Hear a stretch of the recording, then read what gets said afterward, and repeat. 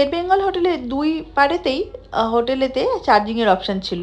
Somehow কোনো একটা কারণে দীঘাগামী সাইডে যে চার্জারটা ছিল সেটা না অ্যাপেতে শো করছিল না। তার দরুন আমরা সেইখানে যাওয়ার পরে তো অনেকটা ইউটার্ন নিয়ে আমাদের ফেরত আসতে হয় এবং রাস্তার অপোজিটে থাকা শের বেঙ্গলেতে আমরা চার্জ দিই। চার্জ দেওয়া হয়ে গেলে আমরা পৌঁছে যাই এবং পৌঁছে যাওয়ার পরে just for a testing purpose আমাদের গাড়িটা তো দাঁড়িয়েই ছিল। সো ইটস বেটার কি আমরা চার্জটা আরেকবার করে নেওয়ার জন্য আমরা সন্ধেবেলা হোটেল লি রয় বলে একটা হোটেল আছে যেটা দীঘার স্টেশনের একদম পাশে, আর আমাদের হোটেল থেকেও খুব নিয়ারেস্ট। তো আমরা ওখানে গিয়ে চার্জে লাগিয়ে দীপেশ আর প্রদীপ দা দুজনে মিলে আবার ফেরত চলে এসে এখানে বসলাম। সন্ধ্যাবেলাটা খুব সুন্দর কাটলো। ও, এটা হচ্ছে সেই হোটেলের ব্যালকনিটা, আমাদের ঠিক রুম থেকে বেরিয়ে যে লবিটা সেটা দেখা যাচ্ছে। আর এখানে লিফট আছে, আমরা প্রেফার করি লিফট, কারণ হচ্ছে মায়ের একটু পায়ের অসুবিধা তো তাই।